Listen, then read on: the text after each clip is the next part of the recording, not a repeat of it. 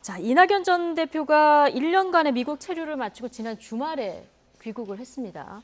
첫 일성이 못다한 책임을 다하겠다. 자, 이렇게 얘기를 했는데 어제 측근들하고 심야 회동도 했다고 하고요. 집 근처에 사무실도 얻었다. 이런 추가 보도들도 나오더라고요. 그런데 그날 귀국 날 그 이낙연 전 대표의 모습이라든가 그 사용한 단어라든가 이거 어떻게 보셨습니까? 저는 개인적으로는 굉장히 실망스럽습니다. 그러셨습니까? 이재명 대표를 닮아가나? 책임지겠다는 게 본인이 자임하는 거 아닌데 자임을 하시겠다는 소리로 저는 들렸어요. 예. 지금 본인이 책임을 지는 거는 물러나서 국민의 부름을 기다리는 겁니다. 예. 그리고 본인의 자리에서 정말 헌신하는 모습을 보이는 거예요. 그래서 새로운 자신의 역사를 국민을 위해서 써가는 거죠. 그래서 그 역사 자체가 국민들에게 크게 웅변으로 다가갈 때 국민이 그거에 감동하고 불러주는 거거든요. 근데 지금 본인이 못다한 책임을 다하겠다? 그게 뭔데요? 국민들이 뭘 하라고 했는데요? 예? 아직 없잖아요. 본인은 반성을 하셔야죠. 문재인 정부가 어쨌든 심판을 받았지 않습니까? 그러면 뭐 때문에 우리가 심판을 받았지? 뭘 고쳐야 되지? 그럼 심판을 다음에 받지 않고 기대에 부응하려면 지금 현 정권이 이렇게 못하고 있는데도 국민이 우리에게 눈길을 주지 않는 건 무엇이지? 라고 하려면 문재인 정부 때부터 평가와 반성이 있어야 돼요. 근데 전 너무너무 우리 당에 답답한 게 뭐냐면 아직까지 평가와 반성이 없습니다. 대선 패배에 대한 평가, 반성이 있어야 되고요. 그다음에 이재명 대표가 이끌었던 지방선거의 패배에 대한 평가와 반성, 이게 선행되지 않으면 나갈 길은 보이지 않을 것이다, 이런 생각이 들고요. 이제 그 이낙연 전 대표께서도 돌아오셨으면 그런 작업을 먼저 하고 난 다음에 충분히 국민들이 거기에 공감해 줄 때 그 방향을 향해서 저를 던지겠습니다. 저를 헌신하겠습니다. 이렇게 얘기하는 게 맞다. 이제부터는 여러분 곁을 떠나지 않겠다. 이것도 역시 국민이 불러줘야 떠나지 않는 거지. 나는 떠나지 않겠어 라고 한다고 떠나지지 않는 게 정신이 아니라는 면에서 저는 조금 왜 저러시지? 이재명 대표한테 그동안 너무 눌려 있었다고 생각을 하시는 건가?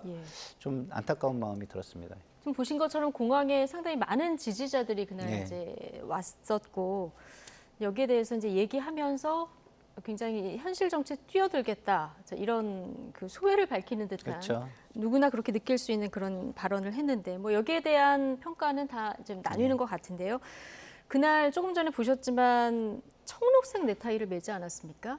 이 넥타이에 대해서 상당히 의미를 부여해서 해석하시는 분들이 많더라고요. 이낙연 전 대표가 워낙 그 넥타이 색깔을 그 보좌관 말에 의하면은 전날 밤에 색깔을 고른다, 이렇게 전해지고 있기 때문에 어떻게 보셨습니까? 저는 저 넥타이 색깔에서 민주당이 깨지지 않길 바란다는 이낙연 지사의 어떤 희망, 이런 걸 좀 봤어요. 왜냐하면 본인이 들어와서 일성이 뭐였냐면 나 잘못했다. 내가 책임 다 못했다. 그리고 윤석열 정부에 대해서는 국정을 재정립해라. 미국에 대해서 존중해, 우리 한국 존중해라. 일본에 대해서는 방류하지 마라. 그리고 심지어 러시아에 대해서까지 얘기했단 말이에요. 근데 민주당 혁신위까지 뜬 민주당에 대해서 아무 말도 안 했어요. 사실 민주당에 대해서 분명히 평가 내지 비판 내지 옹호 어떤 발언을 했어야 되는데 안 했단 말이죠. 그 말은 발언하게 되면 어쨌든 민주당이 깨지기 때문에 민주당을 옹호하고 싶은, 이걸 민주당 보존하고 싶은 생각이 있었던 것 같고, 또 하나는 넥타이 저 색깔이 사실은 저기 3당을 의미하는 넥타이 색깔이죠. 어떻게 보면 옛날 그 DJ께서 맸을 때도 DJP 연합할 때 하기 전에 어떤 그때 맸었고 새정치국민회의. 그렇죠. 그리고 또 한 번은 자민련 때도 또 자민련의 색깔이었어요. 그렇죠. 국민의당도 국민의당의 색깔이었고 하기 때문에 개인적으로 현재 민주당이 잘못 가고 있다는 것은 저 넥타이로 인정을 한 것 같아요. 분명히 뭔가 보완적 세력이 뜰 것이다. 그래서 본인이 그 보완적 세력까지 하겠다라는 의미로 어떤 민주당을 우회 비판한 것인데, 문제는 뭐냐면 지금 아무리 이재명 그 현 대표가 자중질환으로 본인 스스로 이제 없어진다고 생각하시겠죠. 시간이 지나면 다 내 차지가 된다고 생각하실 텐데, 국민이 원하는 것은 그건 아니거든요. 현재 국민이 원하는 건 적극적인 리더십이기 때문에 이낙연 전 지사께서 조금 더 적극적인 리더십을 보여주시는 것이 민주당을 보존하는 보다 편리한 길일 것 같다라고 생각합니다. 적극적인 리더십을 보여줘야 된다는 이런 의견도 있고, 앞서 말씀하신 대로 좀 기다려야 된다, 이런 의견도 다양하게 나오는데, 자, 어쨌든 책임을 다하겠다. 자, 이낙연 전 대표 이런 귀국 일성에 친이낙연계 의원들 목소리도 지금 커지고 있습니다. 저희가 두 분 의원 목소리 모아봤는데요. 듣고 오시겠습니다. 이분은 단어 하나하나를 골라 쓰는 굉장히 신중하신, 그래서 시중에는 엄중낙연이다 이런 얘기까지 나오지 않았습니까? 본인의 정책인 책임 그리고 여러분 곁을 떠나지 않겠다라는 이 얘기는 앞으로의 정치적인 그런 행보에 대한 본인의 어떤 각오 또 의지를 표출하신 것이고, 그분들의 충정은 충정이지만 이재명 대표가 이낙연 대표를 최대 라이벌로 생각하고 이낙연 악마와의 무관하다고 저희는 생각하지 않습니다. 제일 대표적인 게 그겁니다. 대선 때 도와주지 않았다는 거예요. 개딸들 중심으로 해가지고 그 논리를 계속 지금 1년 이상을 확장을 해온 거죠. 자, 나중에 들으신 신경민 전 의원의 발언이요. 이재명 대표가 이낙연 전 대표의 악마화와 무관하다고 생각하지 않는다. 상당히 강한 수위의 발언을 했는데 지금 민주당 당원 게시판도 지금 둘로 쪼개져서 예. 갑론을박이 벌어지고 있다고 네. 하더라고요. 어떻게 들으셨습니까? 저는 개인적으로 신경민 의원을 선배님 하면서 친하게 예. 지내시는 분이라 오래 봐왔는데 분석력이나 이런 게 굉장히 뛰어나신 분이죠. 예. 그래서 틀린 얘기는 저는 아니라고 봐요. 이 얘기가. 근데 신경민 우리 의원님께서도 자기를 돌아보는 건 좀 부족했다 이런 생각이 들어요. 왜냐하면 이낙연 대표도 그러면은 이재명을 악마화한 것은 없는가 같이 반성을 해야죠. 예? 그런 부분을. 그래서 저는 남을 항상 비판할 때는 나에 대한 반성과 평가 그리고 그런 거를 어떻게 그러면은 앞으로는 안 할 것인가 아니면 개선할 것인가 이런 어떤 계획이나 결의가 있은 후에 비판을 해야 된다고 저는 생각하거든요. 그런 측면에서 볼 때 분석이 틀리진 않았지만 예. 이런 분석들을 이재명 대표 측과 강성 지지층에 대해서 하기 전에 그러면 이낙연 대표 그리고 이낙연 대표의 강한 지지층은 앞으로 어떻게 할 것인가라는 고민을 가지고 그거에 맞게 발언을 해주시는 게 예. 지금은 필요할 때가 아닌가 이런 생각이 듭니다. 이재명 대표는 귀국 현장에 가지는 않았지만 이제 안보 통과는 했다고 하고요. 오늘 그 친 이재명계의 현근택 민주연구원 부원장이 라디오 인터뷰에서 이낙연 전 대표의 지지율이 어느 정도 올라야 대결 구도가 된다. 약간 신경전이 섞인 이런 발언도 했는데, 자 어쨌든 이낙연 전 대표가 어느 정도 역할을 할 것인가. 이거 앞으로 혁신위 활동이 어떻게 되느냐와도 관계가 깊겠죠. 저는 개인적으로 이재명 대표 입장에서는 이낙연 전 대표의 귀국이 예. 본인한테 꼭 불리하지만은 않다고 봅니다. 왜냐하면 이재명 대표 입장에서 보면 지금 한시가 급할 때거든요. 예. 혁신위까지 갔기 때문에 비대위까지 언제 갈지 몰라요. 근데 이낙연 대표가 들어오면서부터 비대위로 가긴 상당히 어려울 거예요. 아마 내년 공천까지는 이재명 대표 공천권을 행사하면서 이낙연 전 대표와 나눠서 하겠죠. 어느 정도는. 예. 그렇게 당을 끌고 가다가 언젠가 예컨대 대선과 관련된 문제가 불거지기 전까지는 대결 구도로 가지 않을 겁니다. 지금 대결 구도로 가게 되면 당은 깨져요. 깨지게 되고 그 당이 깨지게 되면 조각이 납니다. 그러니까 지금 밑에서 당 조각 나기를 기다리시는 분들이 있잖아요. 신당 창당하고 여러 가지 노력을 통해서. 네. 그러니까 이낙연 지사 입장에서 그게 보이는 거죠. 그러니까 이재명 대표 입장은 깨져도 상관없다지만 예. 이낙연 지사 입장에서는 깨지면 안 되는 거죠. 따라서 두 분 간에 어느 정도의 교집합은 있을 것이다. 예. 그래서 저는 갈등으로 계속 가지는 않을 거예요. 그러니까 신경민 의원이 조금 이낙연 지사의 의사를 조금 더 대화를 더 해봐야 되는 게 아닌가라는 생각을 합니다. 아, 그렇습니까? 청록색 넥타이도 그런 의미에서 맸다. 저는 이렇게 개인적으로 보시는 그렇게 거군요. 생각합니다. 알겠습니다. 자, 방금 말씀하셨으니까 신당 창당 얘기 짧게 해보겠습니다. 내년 총선을 겨냥한 제3지대 움직임이 이제 본격화되는 것 같은데요. 네. 민주당 출신의 양향자 무소속 의원이 가장 먼저 신당 그 깃발을 들어 올렸습니다. 발언 듣고 오시겠습니다. 그동안 한국 정치를 과대표하고 언론을 도배했던 양당 강성 지지층 대신에 지금 우리가 대한민국을 미래로 옮겨놓을 수 있습니다. 익숙한 것과의 결별을 해야 합니다. 첨단의 기술이 가진 투명성, 불변성, 안정성, 그 세 가지로 돈봉투 사태와 같은 부패를 완전히 차단하고 공천의 공정성을 확보하며 당대표의 독선, 대의원의 과대표 그러한 구태를 시도조차 못하게 막겠습니다.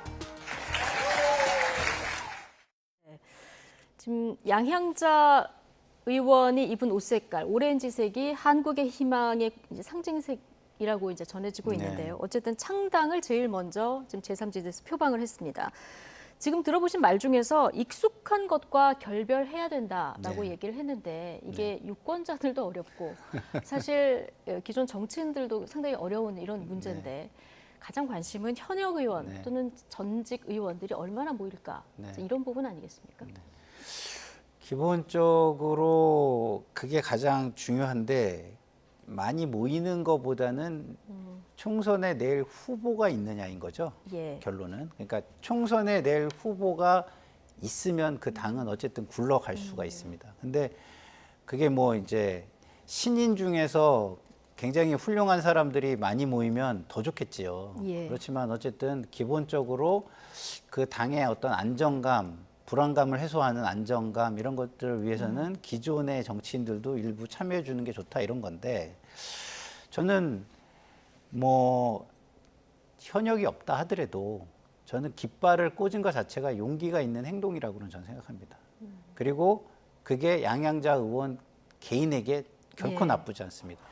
여기에 유일하게 참석한 분이 조정훈 시대전환 대표잖아요. 오늘 한 명 현역 중에 한 명 참석했더라고요. 근데 지금은 현역이지만 현역 되기 전에는 거의 1인 정당 대표나 다름없는 이름 모를 정당의 대표였어요. 근데 배지를 달았죠. 그 이유는 뭘까요?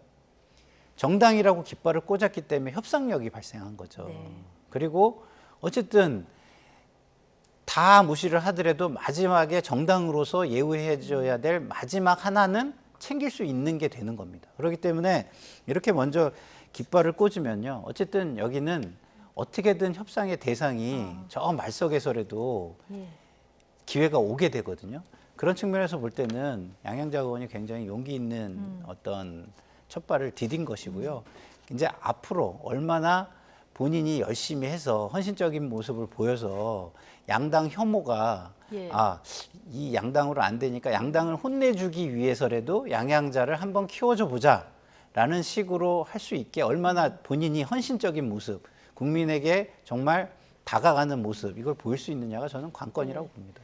어렵더라도 어쨌든 깃발을 꽂았다는 것 자체에 대해서 이제 평가를 해주셨는데 양향자 의원 말고도 금태섭 전 의원이라든가 지금 정의당 중심으로도 제3당 만들겠다 이런 움직임이 좀 있거든요. 어느 정도나 이 제3지대, 제3당이 좀 탄력을 받을 수 있을 거라고 전망하십니까? 저는 선거 때마다 그러잖아요. 그러니까 그렇죠. 선거 때마다 그러는데 이 선거 때 차려진 정당 등이 계속 가는 경우는 못 봤어요.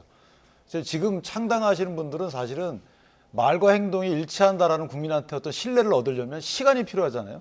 나 어떻게 하겠다라고 그거 갖고는 이제 국민들이 마음을 안 줍니다. 그럼 지금 창당해서 내년 총선에 실패한다 하더라도 2026년도 지방선거까지 보셔야 되는 거죠.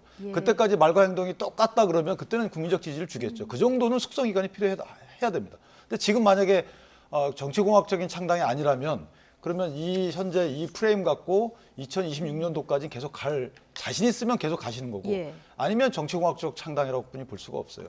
그래서 기성정당에 실망한 분들이 앞으로 어떻게 잘하겠다라고 하는 분들한테 표를 절대 주지 않습니다. 김상일 평론가께 짧게 하나만 여쭐게요. 국민들이 지금 1, 2당 다 싫다. 이런 사람들도 많고요. 그렇죠. 무당층별도 높아지는데 제3당은 왜 이 현실적으로 자리를 매김하기 어려운 겁니까? 자리를 매김하기 어려운 거는요. 그동안 굉장히 그 짧은 자기 욕심을 가지고 덤벼든 사람이 너무 많기 때문이에요. 자기 욕심을 좀 내려놔야 되거든요. 자기 욕심을 내려놓는 건 뭐냐면 아까 제가 말씀드린 것처럼 후보를 모셔올 수 있어야 돼요. 예를 들어서 주요한 지역에 주요한 후보가 한두 명만 나타나도요. 그 정당 확 뜹니다. 예를 들어서 뭐 안철수 의원 지역구에 내지는 뭐 이재명 의원 지역구에 뭐 이런데 뭔가 파급력 있는 그렇죠. 인재. 그런데 거기에 진짜 의미 있는 후보를 만약에 거기다가 낸다. 그러면 그 자체로 전국의 선거가 같이 돌아가는 겁니다. 그래서 그러려면은 양향자 의원이 자기를 내려놔야 되겠죠. 내려놓지 않고 나를 따르라 이것만 생각하고 내가 잘났다 이렇게만 네. 만약에 얘기하신다면 국민은 그거에 식상해하겠죠. 일단 나를 먼저 내려놔야 된다. 그렇죠. 짧게 한 말씀만 더 하면 그분들이 할게요. 예. 아주 험지에 출마해야 돼요. 창당하신 분들은. 그러면 진정성을 얻을 수 있습니다. 양양자 의원이 만약에 이게 진정성을 가지려면은 본인부터 험지 출발하는 그렇죠. 네. 이게 진정성이다. 여기까지 하겠습니다. 나이트 포커스 오늘은 윤기찬 국민의힘 법률위 부위원장, 김상일 정치평론가 두 분과 함께했습니다. 고맙습니다.